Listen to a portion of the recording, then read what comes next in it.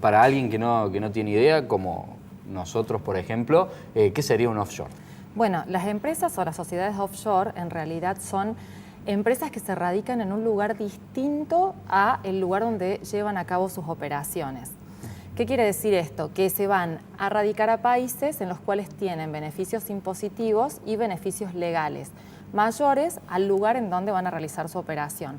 Por lo general estos lugares son los paraísos fiscales, en donde tienen de alguna manera venias fiscales para poder operar y legalmente también. Entonces, cuando vos me preguntabas recién si son ilegales o no, últimamente en el discurso escuchamos mucho que no es digamos, ilegal tener un offshore. Y realmente no es ilegal, siempre y cuando estén declaradas ante el fisco nacional, o sea, en Argentina, ante la AFIP.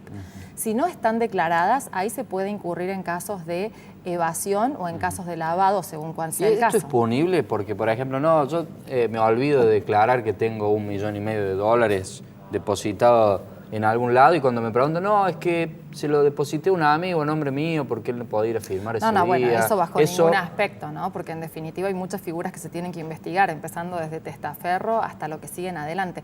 Pero lo que es importante acá es que si es legal o no es legal, no es la discusión. Vos sabés que en realidad hay que ver cuánto evaden empresas, digamos, esto es una práctica muy instalada dentro del mundo empresario y sobre todo el mundo empresario argentino. Pero en definitiva lo que hay que discutir acá es cuánto deja de recaudar el Estado Nacional justamente porque estas empresas deciden radicarse en otros lugares, digamos, radicarse en paraísos fiscales. Hay un estudio reciente de la Universidad de las Naciones Unidas que fue publicado en diciembre del 2017, en el cual, en base a datos del Banco Mundial, calcularon sobre 148 países cuál era el daño o cuál era la evasión que sufrían esos países producto de que empresas se radicaran en paraísos fiscales. Para el caso de Argentina, dependiendo de si los datos provenían de, digamos, del Banco Mundial o de otra fuente internacional, llegaron a la conclusión los economistas que realizaron el trabajo que Argentina dejaba de recaudar por año entre $21.000 millones y $24.000 millones. Números tremendos. Tremendos números que son entre el 4% y el 5% del PBI, o sea, una exorbitancia absoluta. Vos imaginate que mismo estudio compara ese número con el déficit del sistema previsional actual. Hoy el déficit que tiene el sistema previsional es de un 2,5% del PBI entre lo que se recibe de contribuciones y lo que se paga de jubilaciones. Entonces, si ese 4%, esos $21.000 millones, se destinaran a sanear el sistema jubilatorio, no habría problemas hoy con el tema de si la edad jubilatoria alcanza o no, si el 82% móvil alcanza o no, o si le podemos cubrir o no los medicamentos a los abuelos del PAMI. Gisela, o la movilidad, tengo una pregunta. Una empresa radicada en la Argentina que factura 100 pesos, ¿cuántos impuestos tiene que pagar de eso? Y esa misma empresa radicada teniendo un offshore en otro lugar, ¿cuánto tendría que pagar? A ver, como para tener una idea. Mira, no sé en realidad, radicada afuera, en un offshore depende del paraíso fiscal y depende de cuál sea la legislación de cada uno de esos paraísos.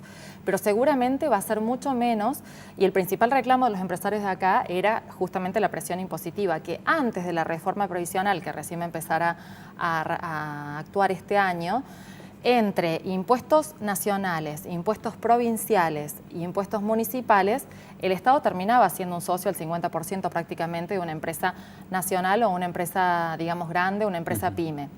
Pero acá hay otra cuestión central, ¿no? Que en realidad las empresas que pueden instalarse en paraísos fiscales son grandes empresas y los que terminan cargando, o sea, que terminan con toda la carga fiscal, terminan siendo las empresas pymes. ¿Y ahora cómo lo toma un inversor a esto de que, o un empresario que el presidente, por llamarlo de alguna forma, le tira las orejas porque no vienen a invertir su dinero aquí y resulta que ellos tampoco lo tienen acá? Bueno, esta fue una de las cuestiones que se le planteó los españoles, los inversores españoles le plantearon a Duhovne. La gran realidad es que, y siguiendo con lo que decía hace un rato Gustavo Córdoba, hubo muchos planteos que quedaron, digamos, en la retórica del mensaje, ¿no? Como por ejemplo, crecimiento explosivo, lluvia de inversiones, o que la inflación no iba a ser un problema en este gobierno. todo esto ha quedado en estos rubros, ¿no? Y realmente las inversiones, actualmente el gobierno actual no ha sabido transmitir la confianza o no ha sabido transmitir realmente los cambios en la macroeconomía necesarios o hacer los cambios en la macroeconomía necesarios para poder hacer que estas inversiones vengan. Entonces hoy los inversiones directas este año no van a haber. ¿Cómo está la macroeconomía argentina, la situación del acompañamiento quizás del dólar con los porcentajes de la inflación y los nuevos aumentos que se vienen para este año, teniendo en cuenta también una relación con paritarias propuestas en el 15%? Bueno, en este contexto actual realmente estamos muy convulsionados. ¿Qué te quiero decir con esto? Hasta el año pasado es como que se venía con una estrategia de política monetaria y de política económica muy clara, donde teníamos una alta tasa de interés, con inversiones productivas que eran muy bajas, producto de esa alta tasa de interés, pero el dólar estaba quieto y la inflación seguía muy alta y no se la podía controlar. Esto producía de que en realidad, al haber una inversión productiva muy baja, el crecimiento económico, si no era por la acción del Estado a través de las inversiones públicas, no repuntara.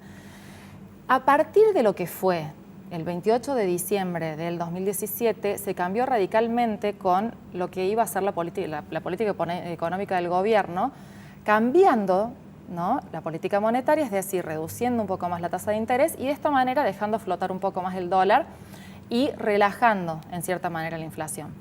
Esto generó mucho ruido interno en los inversores internos que produjeron justamente una fuga hacia el exterior y el dólar empezó a subir. Pero a su vez se sumó un factor adicional. Externamente se cortó el ciclo de tasas bajas de interés que venía desde la crisis del 2008 y Estados Unidos empezó un ciclo de suba de tasas de interés. De hecho, por ejemplo, hoy se publicó el dato de la inflación en los Estados Unidos y posiblemente en estos días subsiguientes la tasa de interés de los Estados Unidos suba, con lo cual produzca más fuga de dinero hacia el exterior, más fuga de dólares y vuelva a subir el dólar. El gobierno, cuando el dólar empezó a subir, como el año pasado venía muy atrasado, estaba cómodo con esto, pero cuando empezó a ver que empezó a subir demasiado, ya el Banco Central, hemos visto estos días que intervino. ¿Por qué es esto? Porque en realidad el dólar se traslada directamente a la inflación. Una inflación que no están pudiendo domar, producto de la gran cantidad de aumentos de tarifas que está habiendo, que han aumentado más de un 700% en promedio en un año y pico de gestión.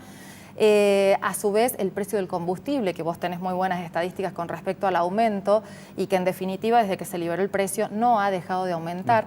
Todo esto se está trasladando a precios. Y los más golpeados en este contexto son las empresas pymes que viven justamente de un salario real que ha perdido poder adquisitivo. En 2 años el salario real ha perdido un 6,1% de poder adquisitivo en dólares. Como poco, sí. Te hablo en dólares y que ha sido el salario más golpeado de la región. Por encima de Chile, Bolivia, el único que le gana es Brasil. Pero en definitiva, consumo interno que no repunta, un salario real que está bastante detraído y encima el aumento de las tarifas, la empresa pyme está muy complicada como para generar inversión productiva. En 2 palabras, porque ya está de más esta pregunta, ¿futuro verde o futuro negro? A este nivel de toma de deuda y de fuga de divisas, el futuro no lo veo muy verde en el mediano plazo.